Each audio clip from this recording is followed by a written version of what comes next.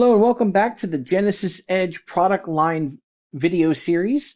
My name is Charles Johnson. I am the lead trainer and technical engineer for Lynxspring. And this video, we're going to be talking about scheduling. So in the previous video, which was quite lengthy, we went through building logic for our air handler. And there were a couple links that we hadn't completed.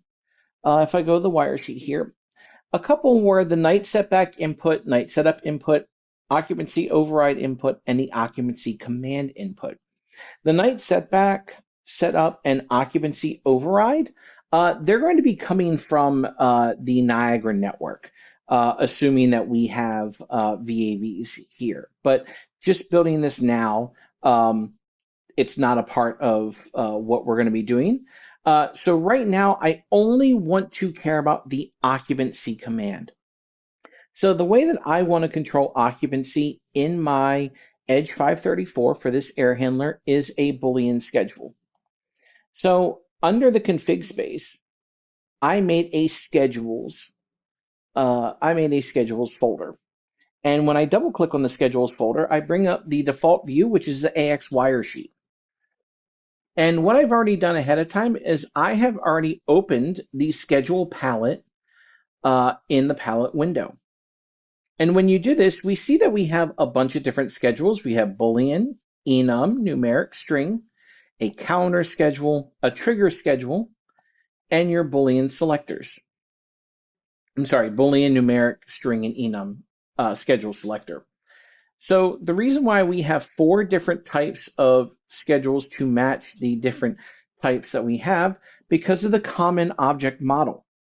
And if you remember, the common object model means that any kind of proxy point that we have in the system, whether it's BACnet, LAN, Modbus, CCN, Johnson N2, anything like that, the proxy points are normalized into 4 different types of points. Boolean, which is on-off, or a two-state, as they call it. Enum, which is actually a whole value and enumerated range. Numeric has to deal with a type of number. It doesn't matter whether it's a whole number. It could be decimals as well, or negative. And then we have the string schedule, which actually can output a text itself. The popular ones that are done are numeric, enum, and Boolean.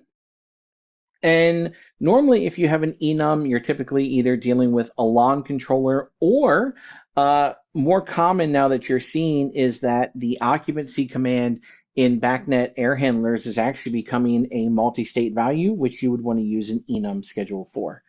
A numeric schedule is really good if you are, if you're balancing. You can create a numeric schedule to output a specific value for your static pressure. So when the balance is there, you can enable the schedule to output, let's say, 2 inches of static on a specific air handler for the predetermined amount of time. Then we have the calendar schedule, which actually interrupts any of these 4 schedules here for holidays and such. Then we have a trigger schedule, which will actually show will create a trigger based upon the time of day. And once that trigger fires, you can use it for some logic. I really like to use a trigger schedule for garbage collection. For those of you who don't know, you can enable the garbage collection through the platform services. And this is actually one of the ways to do it. So, every 4 hours, you can do a garbage collection to keep your station running. Then with the Boolean, numeric, string, and enum schedule selectors, this means that you have multiple schedules somewhere in the system. And so this schedule selector can go look in that container that contains all the schedules, and then you can choose which schedule runs based upon that schedule selector. So because my occupancy point is Boolean, I'm going to deal with the Boolean schedule, and I'm going to deal with the calendar schedule. Now, I'm going to create the calendar schedule to to show all the US holidays. And as a bonus, I'm going to show you how to create the current state, the next date, and the time to next date. Now, the current and the next date are very easy to figure out. The time to the next date, maybe not so much. Not that we're going to be using them here. However, it could be useful to you later on if you want to do, if you're learning or if you're wanting to do a morning warm up or morning cool down, that kind of thing.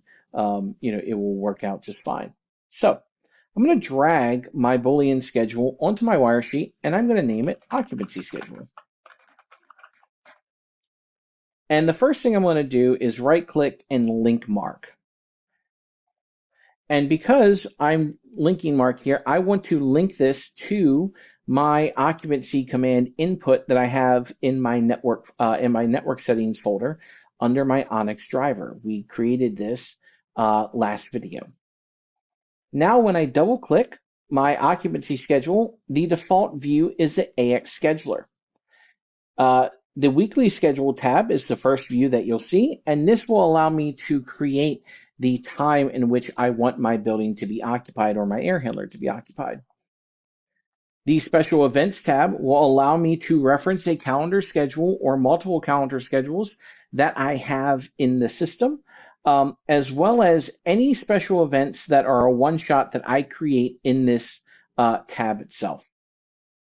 Then I have the properties tab, which allows me to determine the default output, the facets, and whether or not I want to clean up those one-shot schedules. Then I have the summary tab, which actually shows me the timestamp, the output, and the source of where it is telling that output to be. So under the properties tab, I'm going to change the facets, and I'm going to change the true text to occupied and the false text to unoccupied. The second thing I'm going to do is I'm going to go to my weekly schedule, and I'm going to say from 6 o'clock to 6 o'clock, I want my schedule to be occupied. Now, I did that by literally dragging from one time to another and then stopping. Now, I can continue to do this, or I can right-click and select Apply Monday to Friday. Now, one thing that you might want to do is, especially if you don't have anything scheduled for Saturday or Sunday, is that you may want to take the Monday schedule and set it 2 hours prior. That way, it gives the building a little more time to recover just that day, and then it should recover normally each other day that you have. And now I'm going to select Save,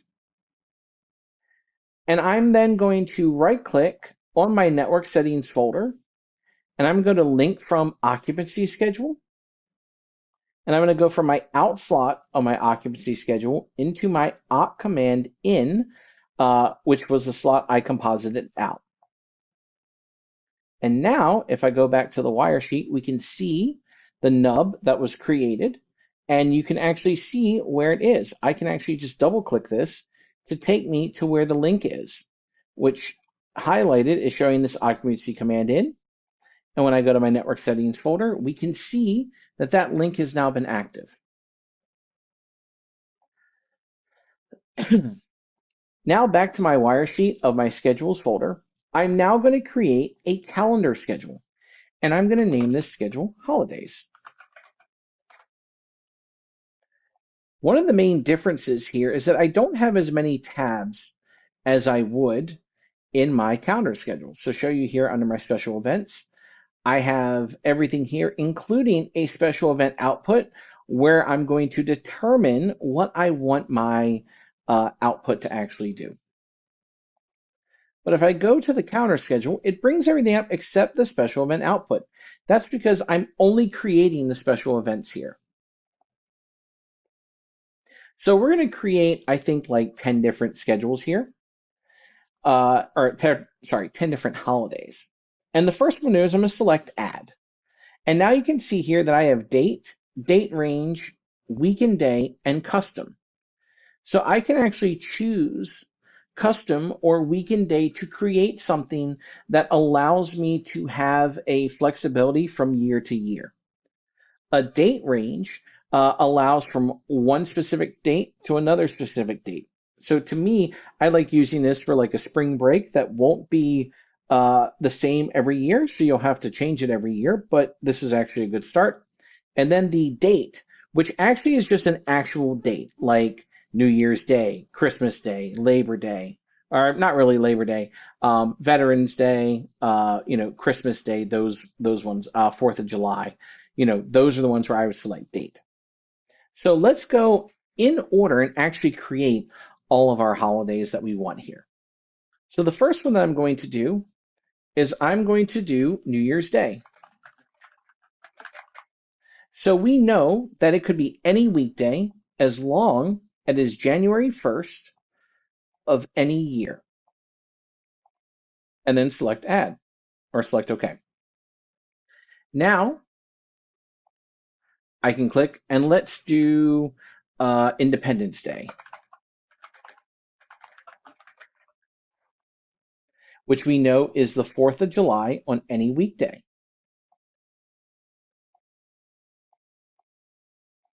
of any year. Let's go ahead and add Veterans Day,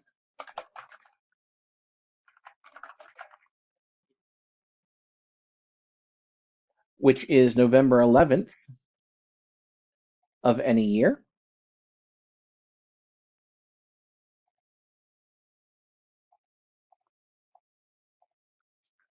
And then let's add Christmas Day,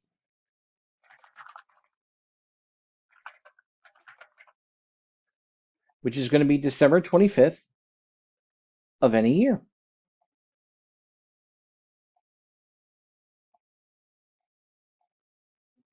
So now let's add ones that are significantly more flexible. Well, the first one that comes to mind is actually Thanksgiving.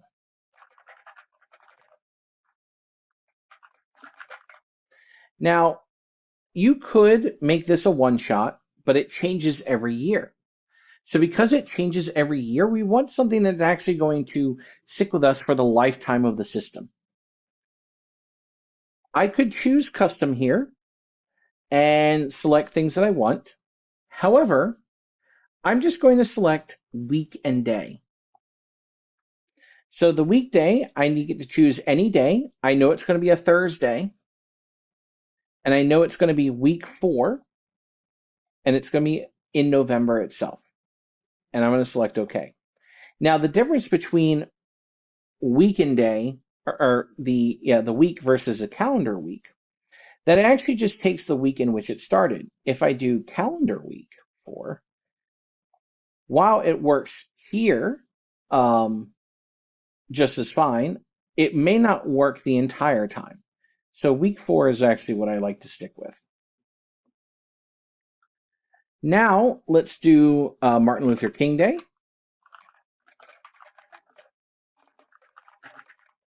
And that is going to be on a Monday. And it's going to be, weekend day. It's going to be on a Monday of week 3 in January.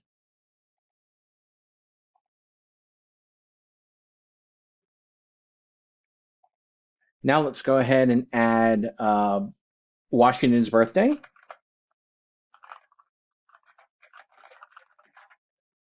which is going to be a Monday of week 3 in February.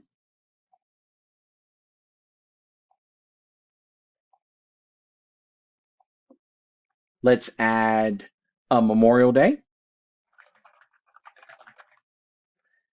Now this one here, we can choose the last 7 days of May, as long as it's on a Monday of any year. And we can just still say the last 7 days here. And we're going to be okay. I could also select just weekend day if I wanted to do that as well. So we can see it's the 24th, but if I delete this and then add and go to weekend day, it's a Monday, the last 7 days of May.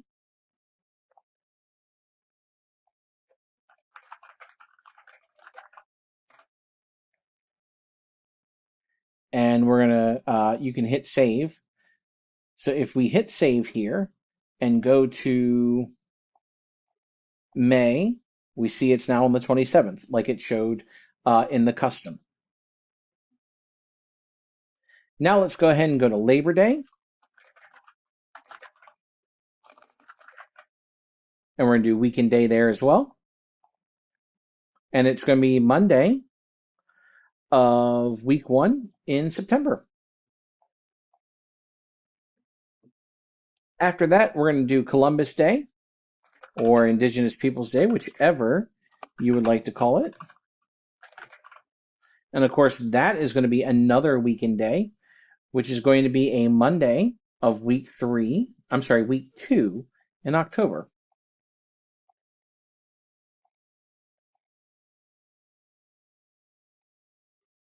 And so we have 1, 2, 3, 4, 5, 6, 7, 8, 9, 10. Now, if you want to, you can go ahead and choose the priority. So we can go ahead and move these all up if we want to. So New Year's Day, then Christmas Day is last. Then let's go ahead and move February up. And then let's see. Then we have MLK. Then after that, it's Washington's birthday. Then it is Memorial Day. Then Labor Day. Then Columbus Day. Then Veterans Day. And then we need to put Independence Day before Labor Day. And now I'm going to hit save.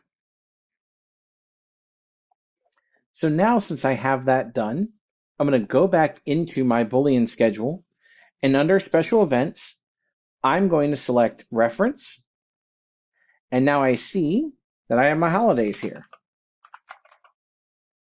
Well, if I select OK immediately, it goes to reference null, which is not what we want. And the question is, well, why didn't it select it? It's the only calendar that we have in our system currently, which the answer is yes, that's very true. But all it is, it shows pretty much a container of potential all holidays. If I put another holiday in here, well, I may not know which one to reference. So you always need to make sure that you select the calendar schedule that you want. Now we see the reference shows the holiday. And while I have this highlighted, we have the special events tab. I need to make sure that there is no white showing in this tab. Anything in white is going to show unscheduled, which means it's going to take the default output of my schedule. And that's not what I want to do, because if I want everything to be off, it has to be off the whole day. So I'm going to right click on the special events output and make an all day event and select unoccupied. And now when I do, the entire day will be unoccupied regardless. Now, if I want to make sure that, let's say I want to run from, let's say 6 to 9, or let's say 9 to 12 that day, well, now the rest of it will have to be selected to be occupied. Again, there can be no white left in this event output tab. So I'm going to delete that event here and just go complete entire day. And I'm going to hit save. So now I have my calendar schedule referencing my occupancy schedule. Now, the last thing I want to talk to you about is something I said that we would do here is to go over current state, next state, and time to next state. So the easiest way to do this is the following. We're going to open up our kit control palette because we're going to need something here. And the first thing I want to create are two Boolean writables. One that says current state,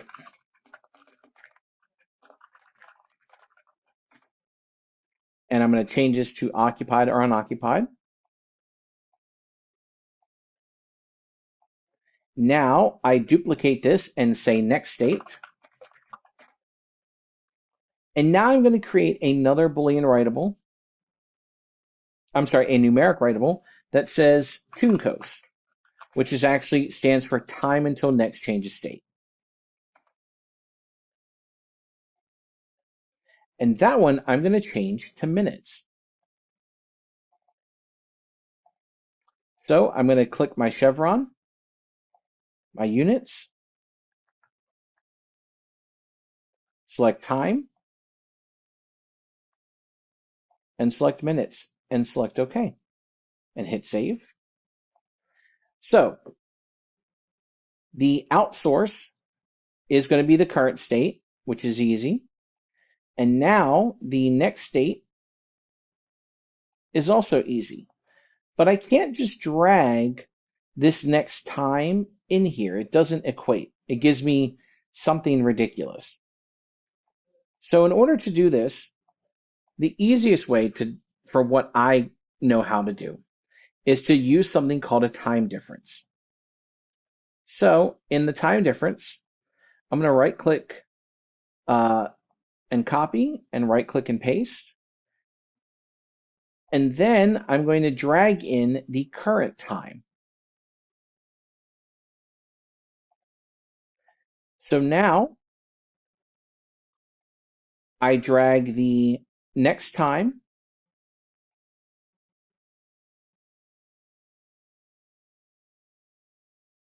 into my time difference. Well, this is great now that shows milliseconds, but not quite what I need. Now I'm going to go to conversion, and I'm going to look up the numeric unit converter, and I'm going to drag that in, and I'll just say min conversion.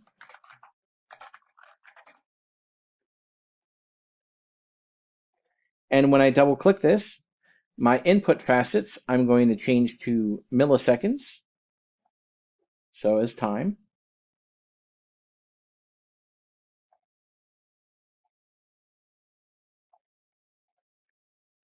And then my output facets, I want my time to be in minutes. So go to time,